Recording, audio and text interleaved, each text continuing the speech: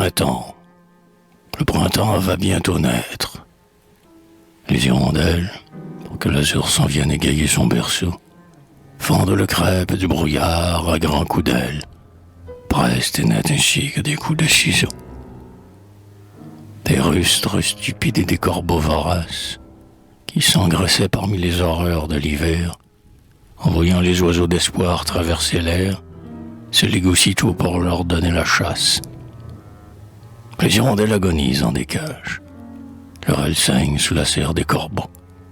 Mais parmi l'azur qui crève enfin les nuages, voici l'avril. Voici le printemps jeune et beau. Ô gouvernants bourgeois à la poigne cruelle, emprisonnez les gens, faites-en des martyrs. Tuez si ça vous plaît toutes les hirondelles. Vous n'empêcherez pas le printemps de venir.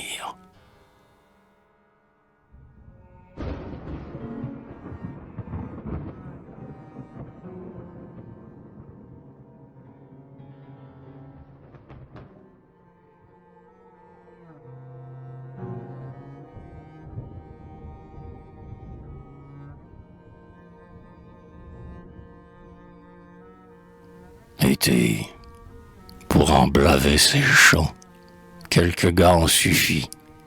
Ils n'ont jeté que quelques poignées de semences. Mais le miracle blond de l'été s'accomplit. 100 faucheurs sont penchés sur la moisson immense.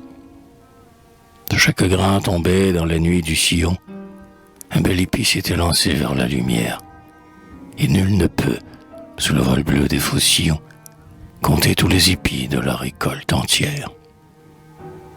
Oh, vous, plus isolés encore que les semeurs, qui sont passés dans la plaine au temps des emblaves, en la nuit des cerveaux et l'intensité des cœurs, jetez votre bon grain sur le champ des esclaves. Fiers semeurs de l'idée, jetez votre bon grain. Il dormira comme le blé d'or dans la terre.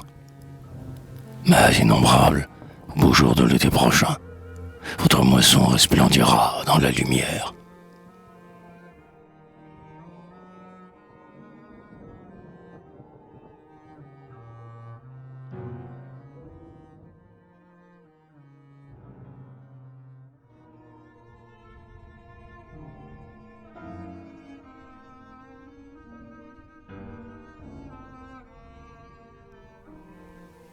Automne, comme un monde qui meurt écrasé sous son or, la forêt automnale en son faste agonise, et ses feuilles, comme les pièces d'un trésor, s'amoncellent sous le ratoufou de la bise.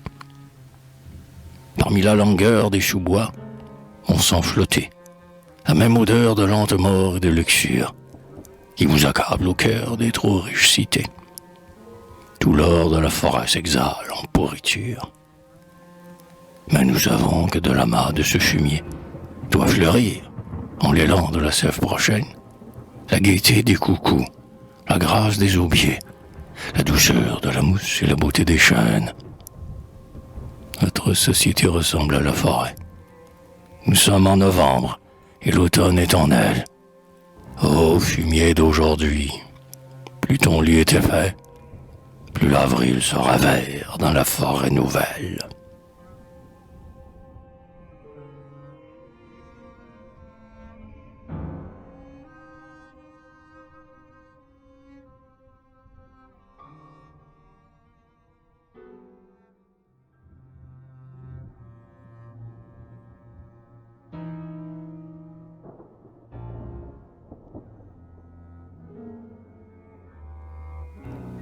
Hiver, triste, morne, muet, voûté comme une échine, de malheureux tâcherons, les vieux monts ont l'air d'un peuple d'ouvriers sur un chemin d'usine.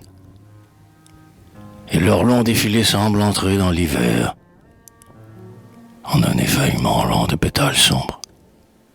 La neige tombe comme tombe la douleur, et la misère sur le dos des travailleurs. La neige tombe sur les monts. La neige tombe, emprisonnant leurs flancs, écrasant leurs sommets, sous un suaire dont la froideur s'accumule. Encore. Toujours. Plus fort. La neige tombe. Mais, au simple bruit d'un pas heurtant le crépuscule, les vieux monts impassibles de travail soudain, et leur révolte gronde en avalanche blanche, qui renverse et qui brise tout sur son chemin. Son autre monde un jour. Quelle horrible avalanche!